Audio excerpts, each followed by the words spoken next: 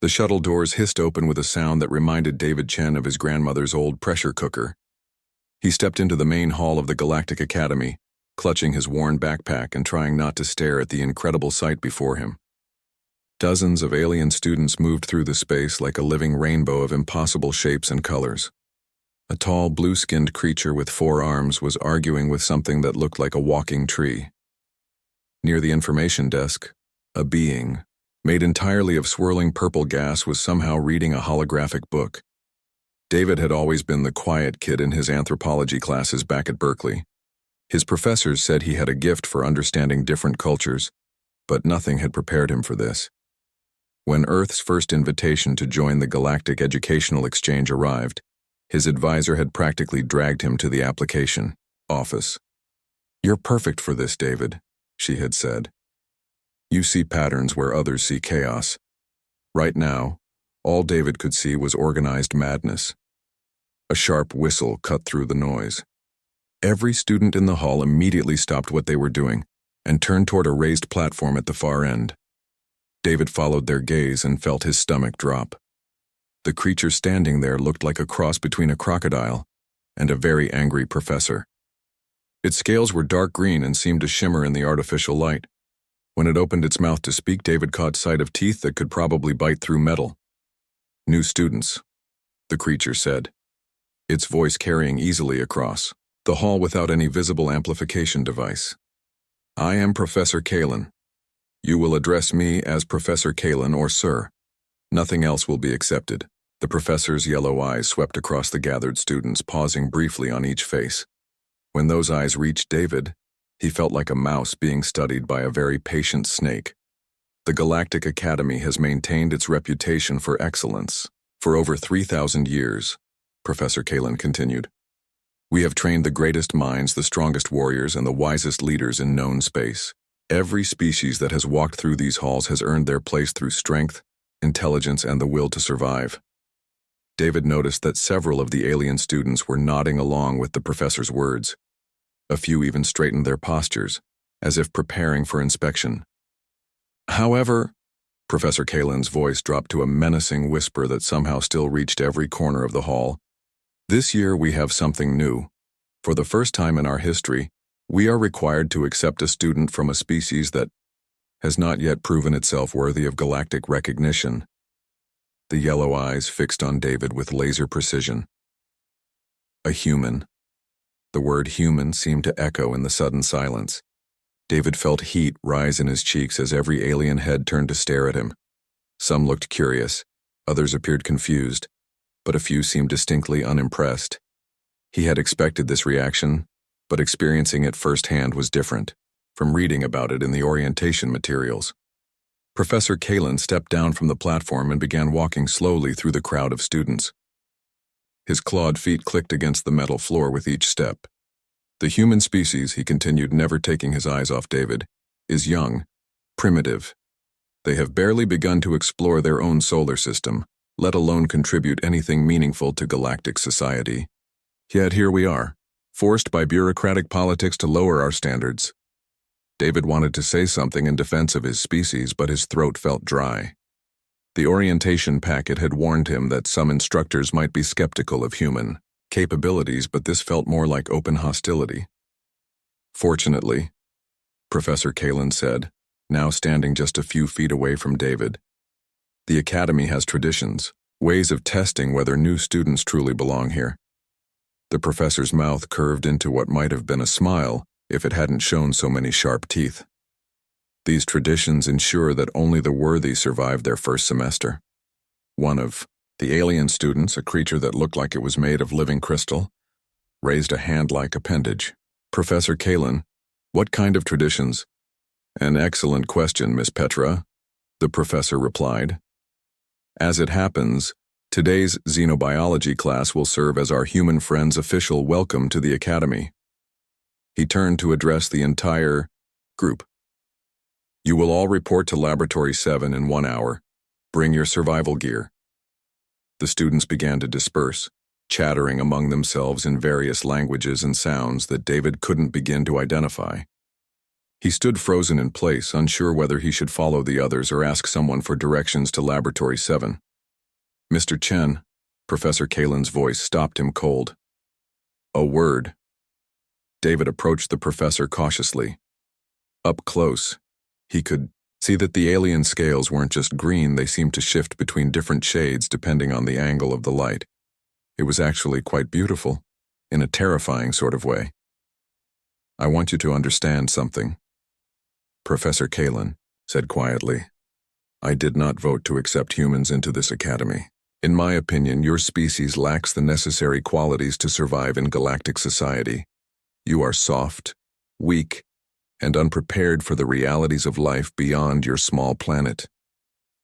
David found his voice at last. Sir, with respect, I think you might be underestimating us. The professor's laugh was like the sound of grinding stone. We shall see, Mr. Chen. We shall see. Today's exercise will give you an opportunity to prove me wrong. I sincerely hope you are prepared for what that might entail. As David made his way to his assigned dormitory, he couldn't shake the feeling that Professor Kalen wasn't just skeptical. About humans, he was actively hoping to see David fail. The thought should have been intimidating, but instead, David felt a familiar stirring of curiosity. His anthropology training had taught him that hostile reactions often came from fear or misunderstanding. What was Professor Kalen really afraid of? An hour later, David stood outside Laboratory 7 with his backpack slung over his shoulder. The other students were arriving with various pieces of equipment that looked far more sophisticated than anything David had brought from Earth. Petra carried what appeared to be a force field generator. Rex, a wolf-like creature with silver fur, had strapped on armor that seemed to be made from some kind of living metal. David looked down at his own gear, a basic camping kit, some energy bars, and a Swiss Army knife his father had given him for graduation. He was starting to understand what Professor Kalen meant about being unprepared. The laboratory doors opened, and Professor Kalen gestured for them to enter. Welcome, students, to your first real test. The shuttle doors hissed open with a sound that reminded David Chen of his grandmother's old pressure cooker. He stepped into the main hall of the Galactic Academy, clutching his worn backpack and trying not to stare at the incredible sight before him. Dozens of alien students moved through the space like a living rainbow of impossible shapes and colors. A tall, blue-skinned creature with 4 arms was arguing with something that looked like a walking tree. Near the information desk, a being, made entirely of swirling purple gas, was somehow reading a holographic book. David had always been the quiet kid in his anthropology classes back at Berkeley. His professor said he had a gift for understanding different cultures, but nothing had prepared him for this. When Earth's first invitation to join the Galactic Educational Exchange arrived, his advisor had practically dragged him to the application office. You're perfect for this, David, she had said. You see patterns where others see chaos. Right now, all David could see was organized madness. A sharp whistle cut through the noise. Every student in the hall immediately stopped what they were doing and turned toward a raised platform at the far end. David followed their gaze and felt his stomach drop. The creature standing there looked like a cross between a crocodile and a very angry professor. Its scales were dark green and seemed to shimmer in the artificial light. When it opened its mouth to speak, David caught sight of teeth that could probably bite through metal. New students, the creature said, its voice carrying easily across the hall without any visible amplification device. I am Professor Kalen. You will address me as Professor Kalen or Sir. Nothing else will be accepted. The professor's yellow eyes swept across the gathered students, pausing briefly on each face. When those eyes reached David, he felt like a mouse being studied by a very patient snake. The Galactic Academy has maintained its reputation for excellence. For over 3,000 years, Professor Kalen continued. We have trained the greatest minds, the strongest warriors, and the wisest leaders in known space. Every species that has walked through these halls has earned their place through strength, intelligence, and the will to survive. David noticed that several of the alien students were nodding along with the professor's words. A few even straightened their postures, as if preparing for inspection. However, Professor Kalen's voice dropped to a menacing whisper that somehow still reached every corner of the hall. This year we have something new. For the first time in our history, we are required to accept a student from a species that has not yet proven itself worthy of galactic recognition. The yellow eyes fixed on David with laser precision. A human. The word human seemed to echo in the sudden silence. David felt heat rise in his cheeks as every alien head turned to stare at him. Some looked curious, others appeared confused, but a few seemed distinctly unimpressed. He had expected this reaction, but experiencing it firsthand was different, from reading about it in the orientation materials. Professor Kalen stepped down from the platform and began walking slowly through the crowd of students. His clawed feet clicked against the metal floor with each step. The human species, he continued, never taking his eyes off David, is young, primitive. They have barely begun to explore their own solar system, let alone contribute anything meaningful to galactic society. Yet here we are, forced by bureaucratic politics to lower our standards. David wanted to say something in defense of his species, but his throat felt dry. The orientation packet had warned him that some instructors might be skeptical of human capabilities, but this felt more like open hostility. Fortunately, Professor Kalen said, now standing just a few feet away from David, the Academy has traditions, ways of testing whether new students truly belong here. The professor's mouth curved into what might have been a smile if it hadn't shown so many sharp teeth. These traditions ensure that only the worthy survive their first semester. One of the alien students, a creature that looked like it was made of living crystal, raised a hand-like appendage. Professor Kalen, what kind of traditions? An excellent question, Miss Petra, the professor replied. As it happens, today's xenobiology class will serve as our human friend's official welcome to the Academy. He turned to address the entire group. You will all report to Laboratory 7 in 1 hour. Bring your survival gear. The students began to disperse, chattering among themselves in various languages and sounds that David couldn't begin to identify. He stood frozen in place, unsure whether he should follow the others or ask someone for directions to Laboratory 7. Mr. Chen, Professor Kalen's voice stopped him cold. A word. David approached the professor cautiously. Up close, he could see that the alien scales weren't just green. They seemed to shift between different shades depending on the angle of the light. It was actually quite beautiful, in a terrifying sort of way. I want you to understand something, Professor Kalen said quietly. I did not vote to accept humans into this academy. In my opinion, your species lacks the necessary qualities to survive in galactic society. You are soft, weak, and unprepared for the realities of life beyond your small planet. David found his voice at last. Sir, with respect, I think you might be underestimating us. The professor's laugh was like the sound of grinding stone. We shall see, Mr. Chen. We shall see. Today's exercise will give you an opportunity to prove me wrong. I sincerely hope you are prepared for what that might entail. As David made his way to his assigned dormitory, he couldn't shake the feeling that Professor Kalen wasn't just skeptical. About humans, he was actively hoping to see David fail. The thought should have been intimidating, but instead, David felt a familiar stirring of curiosity.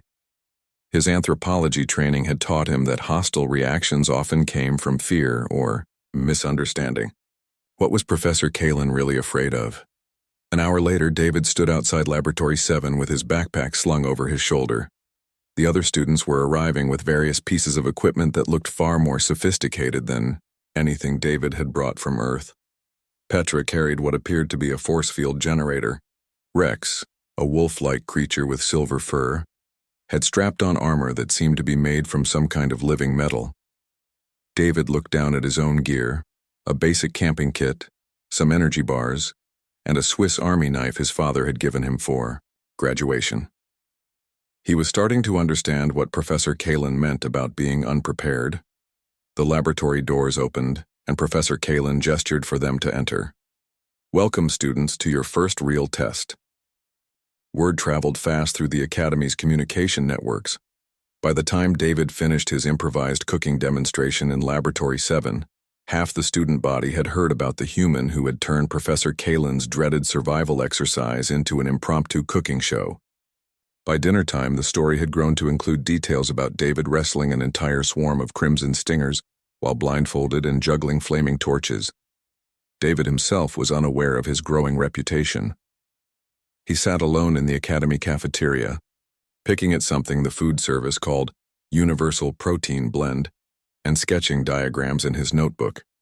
The crimson stinger had actually tasted quite good once he had figured out the proper cooking temperature to neutralize its venom glands. The texture reminded him of soft-shell crab, with a slightly spicy aftertaste that he suspected came from the creature's diet of native scaros plants. "Excuse me," a voice interrupted his thoughts.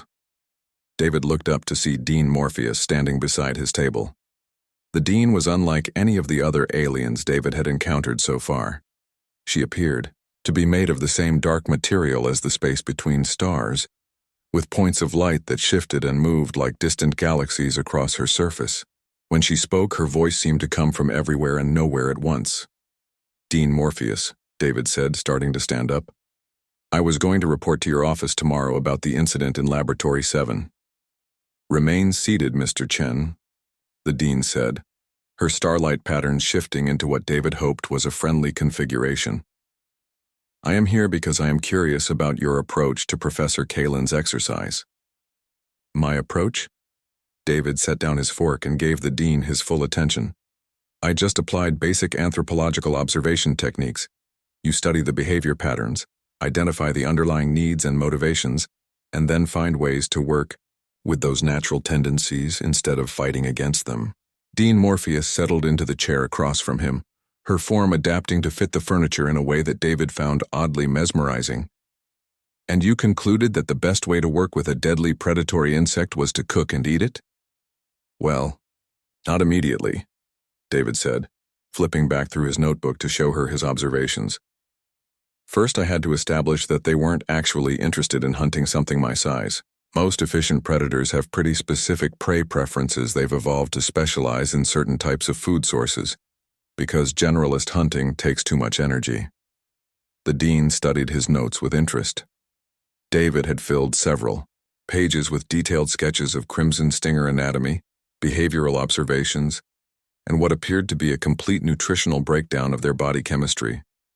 "These calculations," she said, pointing to a series of equations in the margin. "Where did you obtain this data?" "Oh, that's just basic biochemistry," David replied. "Once I understood their metabolic requirements based on their hunting behavior, I could make some educated guesses about their nutritional content. The protein structures in their muscle tissue are actually remarkably similar to Earth crustaceans, which made sense once I figured out they probably evolved in a similar ecological niche." Dean Morpheus was quiet for a long moment, her starlight patterns shifting through what David was learning to recognize as deep thought. "Mr. Chen, are you aware that Professor Kalen's survival exercises have a 40% failure rate?" David blinked. "Failure rate? You mean students actually get hurt?" "Occasionally," the Dean admitted. "More often, they simply panic and withdraw from the academy. Professor Kalen believes that facing genuine danger is essential for developing the mental toughness required for galactic citizenship." "That seems like a pretty inefficient teaching method," David said thoughtfully. "I mean, if the goal is to help students understand dangerous alien life forms, wouldn't it be more effective to teach them how to properly analyze and interact with those life forms? Fear-based learning tends to create rigid response patterns that don't adapt well to new situations." The Dean's pattern shifted again, this time into what David was almost certain was amusement. "Mr. Chen, would you be willing to demonstrate your analytical approach for some of my other faculty members?" David shrugged. "Sure, I guess. What did you have in mind?"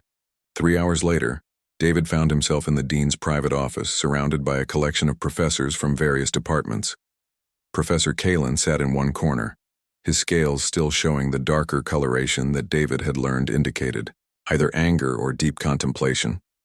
The other faculty members included Dr. Hellion from the physics department, who looked like a living mathematical equation, and Professor Thorne from military strategy, whose species appeared to be descended from very large, very intelligent octopi. "Gentlemen," Dean Morpheus addressed the group, Mr. Chen has agreed to provide his analysis of some additional specimens from our xenobiology collection. Professor Kalin, if you would begin with something from the intermediate difficulty range. Professor Kalin reached into a containment unit and withdrew a sealed tube containing what looked like a writhing mass of shadow. Void leeches from the darkness nebula, he announced grimly. They feed on electromagnetic energy and can drain the life force from most organic beings in minutes. David accepted the tube and held it up to the light, watching the creatures move. Interesting. They're photophobic, which makes sense if they've adapted to an environment with minimal starlight. The way they're clustering suggests their social creatures probably hunt in packs. He looked up at Professor Kalin. What's their natural prey base? They attack anything that generates an electromagnetic field. Professor Kalin replied stiffly, including most forms of technology and all known sentient species. But what do they eat when there aren't any sentient species around? David pressed. I mean, they had to evolve before contact with galactic civilization, right? So what were they feeding on in their original ecosystem? Professor Kalin paused, looking uncertain for the first time since David had met him. That information is not typically relevant to survival training. David nodded and set the tube aside, then pulled out his notebook again. See, that's the key question. If we can figure out their original ecological role, we can predict their behavior patterns and find ways to safely interact with them. He began sketching. My guess is they probably feed on the electromagnetic emissions from things like stellar phenomena, plasma storms, or maybe crystalline formations that build up static charges. Dr. Helion leaned forward, his equation-like form shifting into new configurations. That would explain their pack behavior. Natural electromagnetic phenomena often occur in clusters or patterns. Exactly, David said excitedly. Which means they're probably not actually aggressive, they're just following their natural foraging instincts. If you could create an artificial electromagnetic source that matched their preferred frequency range, you could probably redirect them away from populated areas without having to fight them. Professor Thorne's tentacles writhed in what David hoped was approval. A strategic redirection rather than direct confrontation, elegant. Plus, David added, warming to his theme, if their body chemistry is adapted to processing electromagnetic energy, they might actually be incredibly useful for powering certain types of equipment. Imagine having a biological power source that feeds on ambient energy and converts it into usable electricity. Dean Morpheus's starlight patterns had shifted into what David was becoming confident was genuine pleasure. Professor Kalin, do you have anything more challenging? For the next 2 hours, the professors brought David specimens that had been terrorizing galactic civilization for centuries. Each time, David approached them with the same methodical curiosity, analyzing their ecological requirements and behavior patterns until he found ways to turn them from threats into resources. The screaming crystals of Arcturus 7 turned out to be a colonial organism trying to communicate across vast distances, and David suggested they could probably be taught to serve as organic communication relays. The bone dissolvers from the rim territories were actually performing an essential ecological function by recycling calcium deposits, which meant they could be incredibly useful for waste management on mining colonies. By the end of the session, David had filled most of his notebook with sketches, calculations, and what appeared to be recipe suggestions for at least half the specimens. Mr. Chen, Dean Morpheus finally said, I believe we need to discuss a significant change to your academic program. David looked up from his notes. Change? Did I do something wrong? On the contrary, the dean replied, I think you may have accidentally revolutionized our entire approach to xenobiology education. She turned to address the other professors. How many of our current survival training programs are based on the assumption that dangerous alien life forms are inherently hostile? Professor Kalin's scales had shifted to a lighter shade of green. Most of them, he admitted quietly. We have always focused on teaching students to survive encounters with hostile alien life.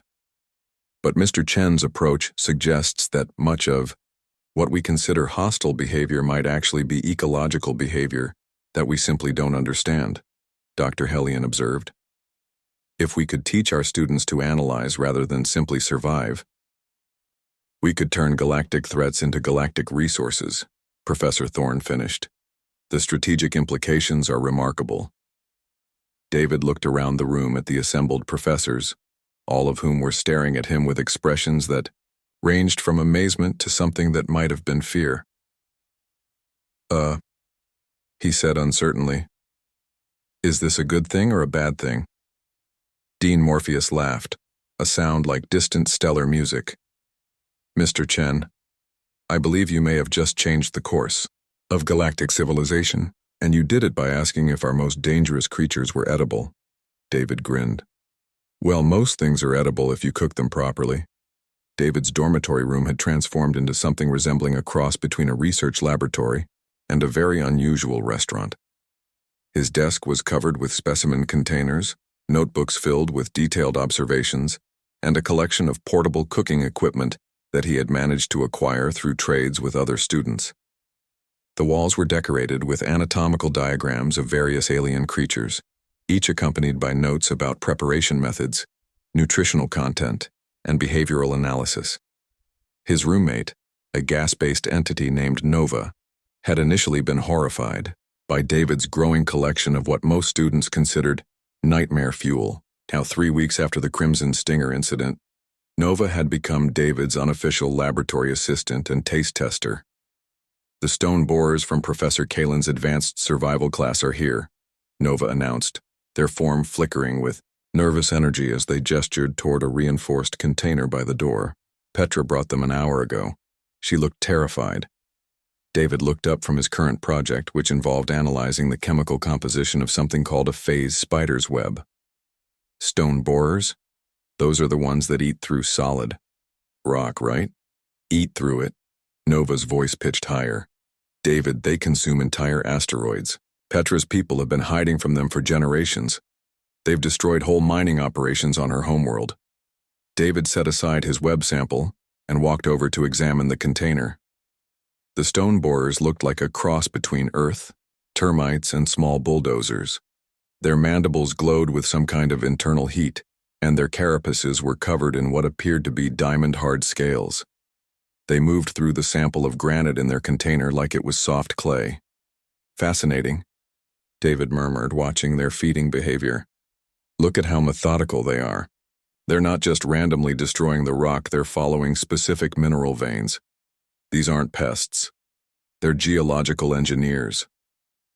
Nova drifted closer, their curiosity overcoming their fear. What do you mean? They're performing ecosystem maintenance, David explained, making notes in a fresh notebook. Most rocky planets probably have mineral distribution problems caused by geological activity. These guys are redistributing rare elements and creating more stable underground structures. Petra's people have been fighting against their planet's natural geological maintenance crew. The door chimed, and Petra herself entered the room. Her crystalline body was pulsing with the rapid, irregular light patterns that David had learned indicated extreme stress among her species. David, she said without preamble, I need your help. Professor Kalen assigned us to survive a stone borer encounter for tomorrow's final exam, and I cannot do it. My people flee when we encounter them. It is our deepest instinct. David nodded, sympathetically. That makes sense from an evolutionary perspective. If your species developed on a planet where stone borers were active, your ancestors probably survived by avoiding areas where the borers were working. But that doesn't mean the borers themselves are actually dangerous to you. They destroy everything they touch, Petra protested. They have devastated our mining colonies. Because your mining colonies were probably interfering with their work, David said gently. Here, let me show you something. He reached into the container and, to both Petra and Nova's horror, picked up one of the stone borers with his bare hands. The creature stopped its chewing and looked up at David with what appeared to be mild curiosity. Its mandibles, which had been glowing hot enough to melt granite, cooled to a dull red. See? David said, holding the creature up for Petra to examine. They only use their full power when they're working with geological materials. When they encounter something biological, they dial it back. They're probably programmed not to waste energy on things they can't eat. Petra's light patterns shifted to confusion. But the destruction, the collapsed tunnels, probably happened because your people were mining in areas where the borers needed to restructure the geological stability, David explained. If you worked with them instead of against them, they'd probably help you identify the best mining sites and even help you extract materials more efficiently. He gently placed the stone borer back in its container and reached for his camping stove. Plus, look at this mineral content analysis I did on their waste products. They're concentrating rare elements at incredible efficiency rates. If you could establish a symbiotic relationship with them, your people would have access to perfectly refined materials. Nova flickered with amazement. David, are you going to cook that one too? Actually, no, David replied, consulting his notes.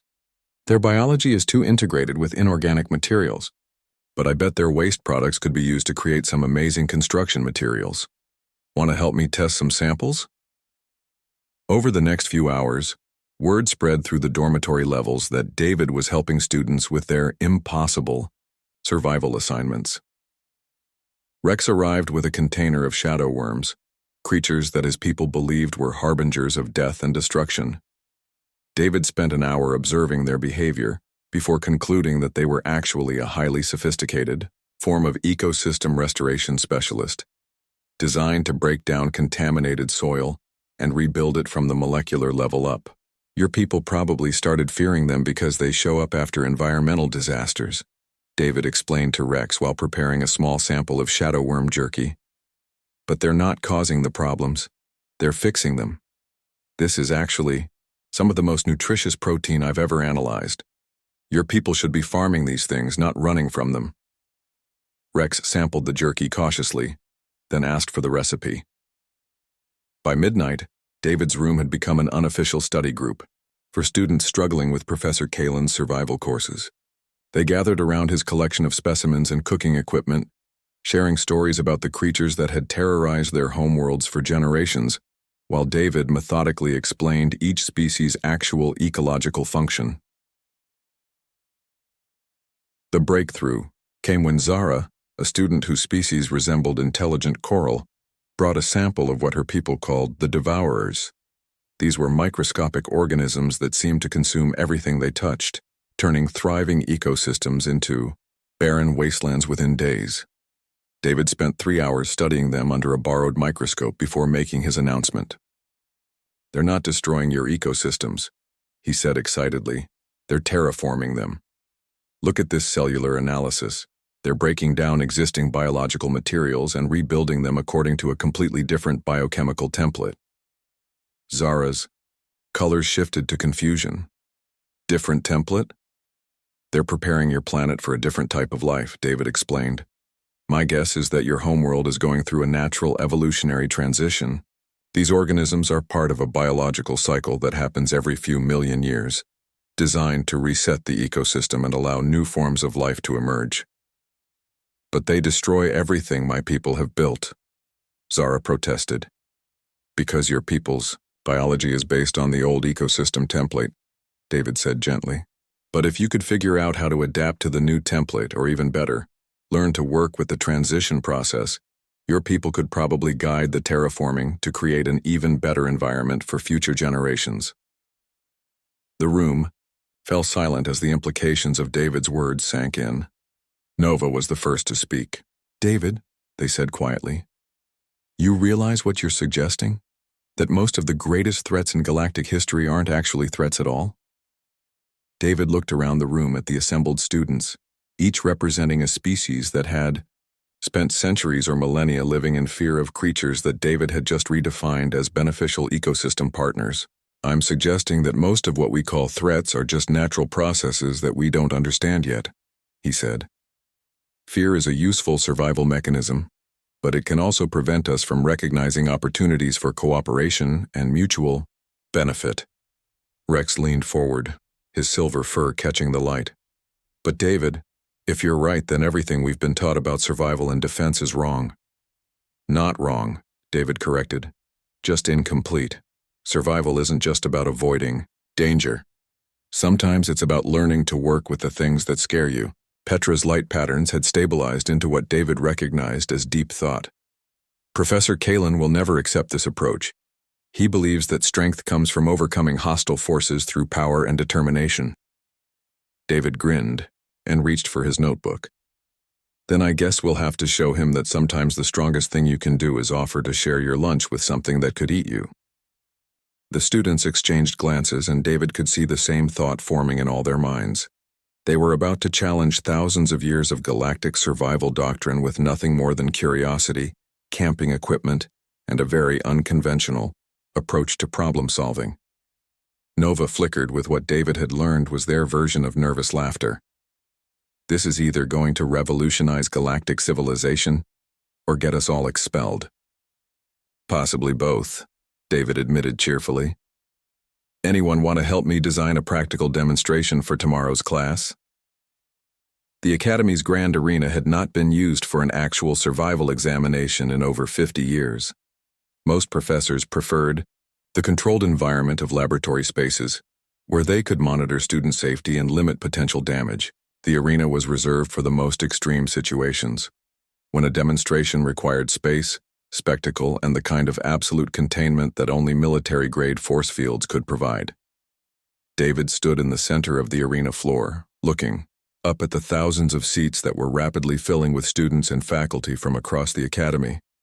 Word had spread about Professor Kalin's challenge, and it seemed like everyone wanted to witness what many were calling either the greatest educational breakthrough in galactic history or the most spectacular failure ever attempted by a first-year student. "This is insane," Nova whispered from their position in the front row of the student section. Even Professor Kalin looks nervous.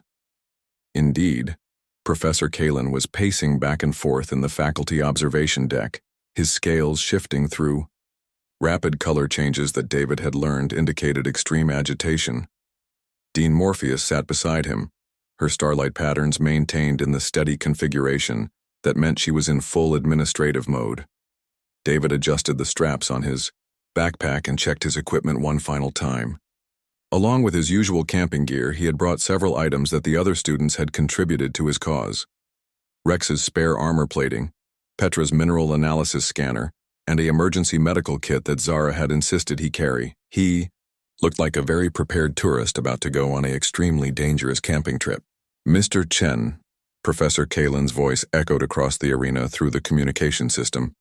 "Are you certain you wish to proceed with this demonstration? The void crawler is not like the other specimens you have studied. It exists partially outside our dimensional space and feeds directly on life force itself. No student has ever survived direct contact." David looked up at the observation deck and gave Professor Kalin a thumbs up. "I understand the risks, Professor, but I think you'll find that the void crawler's behavior follows the same ecological principles as every other species we've discussed." A murmur ran through the assembled crowd. Most of the students had heard about David's unconventional approach to dangerous creatures, but few had actually seen him in action. The faculty members were split between those who thought David was about to make history and those who were convinced they were about to witness a tragedy. Dr. Helion leaned forward in his seat, his equation-like form cycling through rapid calculations. "The dimensional energy readings are off the charts. Whatever Professor Kalin is about to release, it exists on at least 6 different dimensional planes simultaneously. In the containment chamber at the far end of the arena, something that hurt to look at directly pressed against the force field, barriers. The void crawler appeared to be a writhing mass of darkness that seemed to absorb light, sound, and even thought. Occasionally, tentacles or claws that belonged to no recognizable anatomy would emerge from the central mass before disappearing back into the dimensional fold. "The void crawler," Professor Kalin announced to the assembled crowd, "is perhaps the most dangerous predator known to galactic science. It hunts by tracking the electromagnetic signatures generated by living consciousness, and it feeds by draining the life force from its prey until only an empty husk remains. Standard defensive measures are ineffective because the creature exists partially outside normal space-time."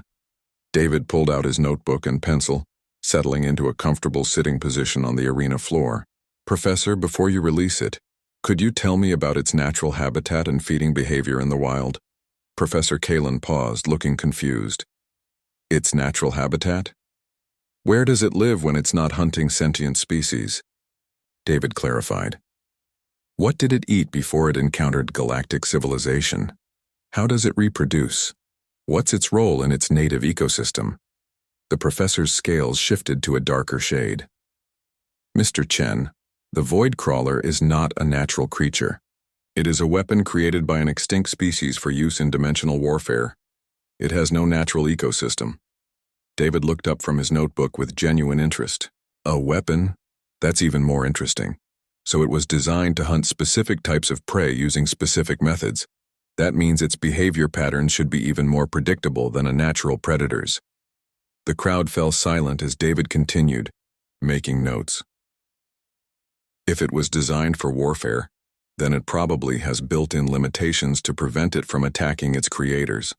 And if it feeds on life force, then it must have some kind of storage and processing mechanism for that energy.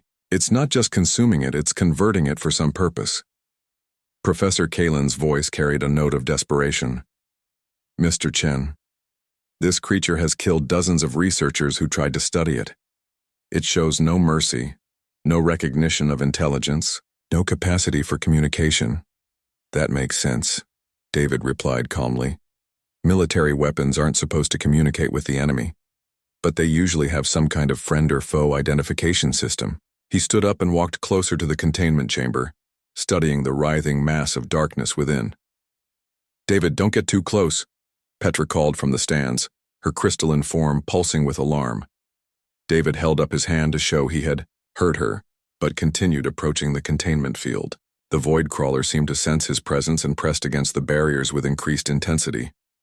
Up close, David could see that the creature's apparent chaos actually followed complex patterns. The tentacles and appendages that emerged from its central mass moved in sequence, and the dimensional distortions around it pulsed in regular intervals. Professor Kalin, David called out, what kind of energy signature does the void crawler's creator species generate? What? Professor, Kalin sounded baffled. The species that created it, David repeated. What did their life force signatures look like? Because if this thing was designed not to attack its creators, then it must be programmed to recognize their specific electromagnetic patterns. Dr. Helian's form began cycling through rapid calculations. The creator species were silicon-based, life forms with crystalline neural networks that generated coherent electromagnetic pulses in the gamma frequency range. David nodded and began rummaging through his backpack. Petra, could you help me with something? I need you to generate a steady gamma frequency pulse like your people use for deep meditation. Petra's light patterns shifted to confusion. David, what are you thinking? I think our friend here might be programmed not to attack anything that generates the right frequency signature, David explained. It's like a digital lock that only opens with the correct password. The arena had gone completely quiet.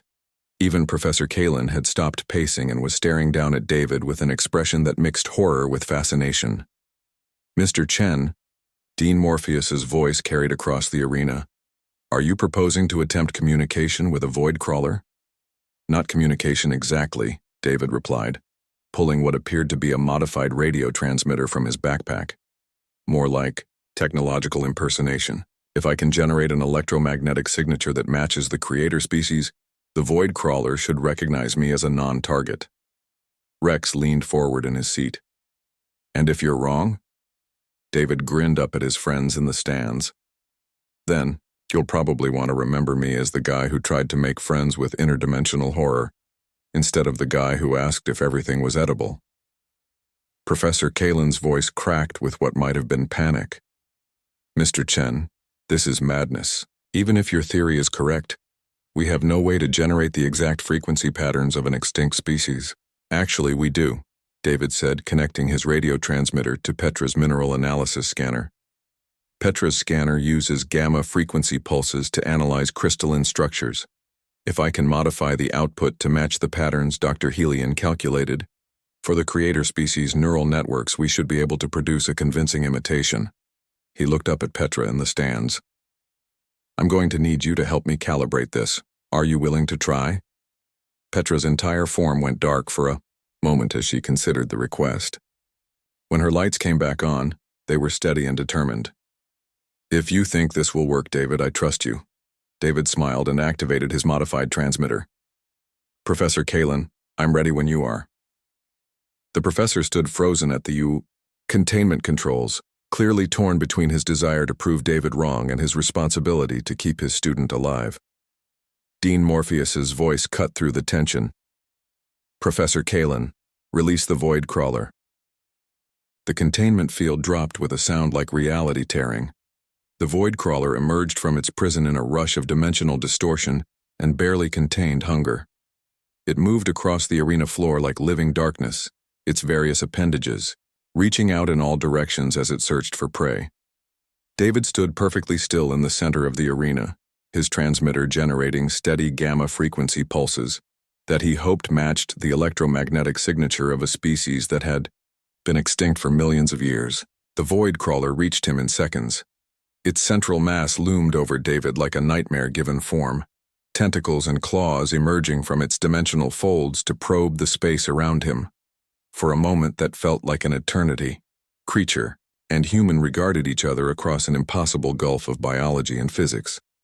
Then the void crawler settled back on its haunches and began to purr. The sound was like distant thunder mixed with cosmic background radiation, but there was no mistaking the contentment in it. Several of the creature's appendages gently brushed against David's arms and shoulders in what was unmistakably a greeting gesture. David reached out and carefully touched one of the tentacles. It felt like warm, static electricity. "Hello there," he said quietly. "You've been lonely, haven't you? It must be hard being the only one of your kind left in this dimension." The arena erupted in cheers, gasps, and what sounded like several different species' versions of applause. Professor Kalen sat down heavily in his chair, his scales cycling through colors that David was pretty sure indicated complete bewilderment. David looked up at the observation deck and waved. "Professor Kalen, I think we need to talk about updating the xenobiology curriculum." 6 months after what the Academy's historical records would later call the Void Crawler incident, David found himself sitting in the Academy's newly renovated cafeteria, watching Professor Kalen carefully season a bowl of what the menu proudly advertised as Crimson Stinger bisque. The transformation had been remarkable, though not without its complications. The cafeteria itself looked completely different from the sterile, utilitarian space David remembered from his first day.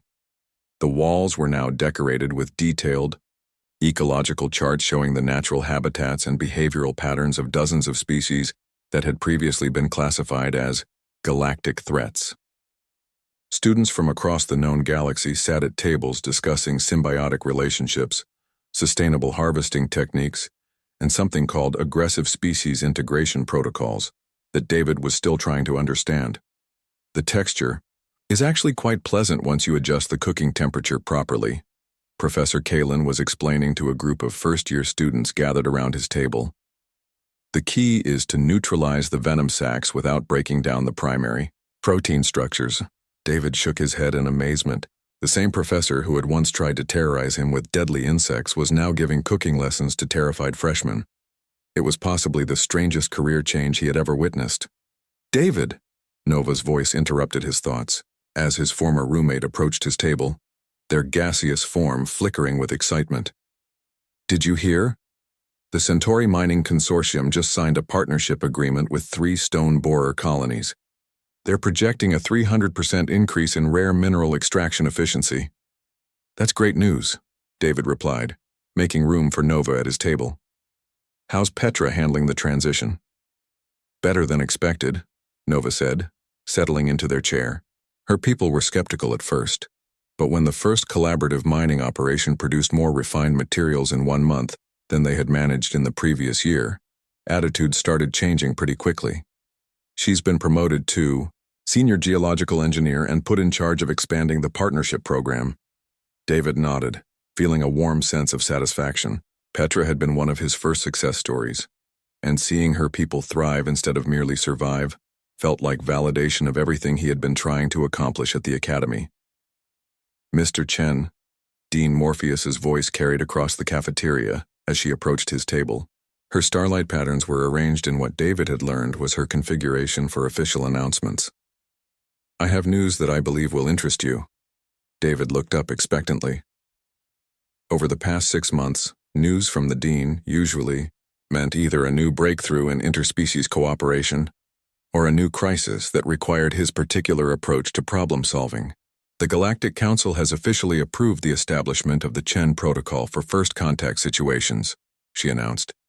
Your methodology for analyzing potentially hostile alien species has been adopted as standard procedure for all exploration and diplomatic missions. David nearly choked on his drink. The Chen Protocol? Named in your honor, Dean Morpheus confirmed. The protocol requires that all encounters with unknown alien life forms begin with ecological and behavioral analysis rather than defensive posturing. Early reports suggest that it has already prevented 3 potential conflicts and led to 2 new alliance agreements. Nova flickered with what David recognized as their version of pride. David, do you realize what this means? Your approach to survival training isn't just changing how we teach students anymore. It's changing how our entire civilization approaches the unknown. The implications were staggering. David had come to the academy as a simple anthropology student hoping to study alien cultures. He had never imagined that his curiosity about whether dangerous creatures were edible would lead to a fundamental shift in galactic diplomacy. There is more, Dean Morpheus continued. Professor Kalin has requested a meeting with you this afternoon. He has a proposal that I believe you will find intriguing. David looked across the cafeteria to where Professor Kalin was still conducting his impromptu cooking class. The reptilian professor's scales had remained in the lighter, more relaxed coloration for weeks now, ever since he had begun incorporating David's analytical methods into his curriculum. The change in his demeanor had been as dramatic as the change in his teaching style. 2 hours later, David sat in Professor Kalin's office surrounded by specimens that had once been instruments of terror and were now subjects of scientific curiosity. The void crawler, which had taken up permanent residence in a specially designed habitat adjacent to the office, occasionally extended a tentacle through the dimensional portal to investigate whatever David and Professor Kalin were discussing. "Mr. Chen?" Professor Kalin began, his voice carrying none of the hostility that had characterized their early interactions. "I have been thinking about our conversation 6 months ago, when you suggested that humans see the universe as food." David smiled. "Among other things, yes. I believe I understand now what you meant." The professor continued. "Humans do not see the universe as something to be consumed. You see it as something to be understood, integrated, and ultimately improved through cooperation." "That's a pretty good summary," David agreed. "We've learned that most problems become opportunities if you approach them with the right perspective." Professor Kalin reached into his desk and withdrew a datapad containing what appeared to be star charts marked with danger warnings and quarantine zones. "Mr. Chen, would you be interested in a research expedition? There are 17 systems currently classified as too dangerous for galactic civilization to approach. I believe that with your analytical methods we might be able to reclassify them as potential partners instead of perpetual threats." David studied the star charts with growing excitement. Each marked system represented a mystery, a puzzle waiting to be solved. More importantly, each one represented species or phenomena that galactic civilization had written off as hostile without ever trying to understand their actual nature or needs. "Professor," David said, looking up from the charts, "are you asking me to help you turn the most dangerous regions of known space into the most productive?" "I am asking you to help me prove that there is no such thing as an inherently hostile universe," Professor Kalin replied. "Only a universe full of relationships that we have not yet learned to navigate properly." David grinned and stood up to shake Professor Kalin's scaled hand. "When do we leave?" The void crawler extended a tentacle through its portal and gently wrapped it around both their hands, its purring growing louder with what David had learned to recognize as approval. Later that evening, David sat in his new laboratory, writing a letter to his former professors at Berkeley. Through the window, he could see students from dozens of different species working together in the Academy's expanded xenobiology gardens. tending to creatures that had once been considered too dangerous to study, and were now providing everything from medical breakthroughs to sustainable food sources. "Dear Professor Martinez," he wrote, "you were right about my gift for understanding different cultures, though I suspect you never imagined how different those cultures would turn out to be. I've learned that the secret to survival in a galaxy full of dangerous unknowns isn't to build better weapons or stronger defenses. It's to ask better questions." He paused in his writing to watch Rex and several other students carefully harvesting silk from a colony of phase spiders that had once terrorized shipping lanes throughout the outer rim. The spiders, it turned out, had been trying to repair damage to the space-time continuum caused by poorly calibrated faster-than-light drives. Now they worked in partnership with galactic shipping companies to strengthen dimensional barriers and improve the safety of interstellar travel. "The most important question," David continued writing, "isn't how do we defend ourselves against this? It's what is this trying to accomplish and how can we help? It's amazing how many cosmic horrors turn out to be cosmic janitors just trying to do their jobs." Outside his window, the Academy's newest addition was taking shape. A massive research facility dedicated to what Dean Morpheus had dubbed aggressive species integration studies.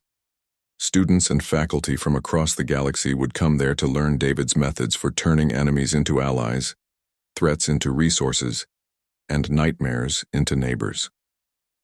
David finished his letter and sealed it in a message capsule addressed to Earth. Tomorrow, he and Professor Kalin would begin their expedition to the quarantine zones, carrying nothing more dangerous than camping equipment, scientific instruments, and an unshakable belief that the universe was full of friends they simply hadn't met yet. As he prepared for bed, David reflected on how much his life had changed since that first day when he had raised his hand in xenobiology class. He had come to the academy expecting to study alien cultures. Instead, he had accidentally taught alien cultures how to study themselves. The void crawler's contented purring drifted through the walls from Professor Kalin's office, a sound that had become as familiar and comforting as a cat's meow.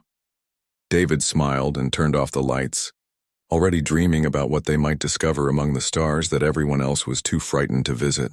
In the cafeteria's kitchen, the night shift was preparing tomorrow's special: shadowworm pasta with a crimson stinger reduction sauce, served with a side of perfectly roasted stone borer larvae.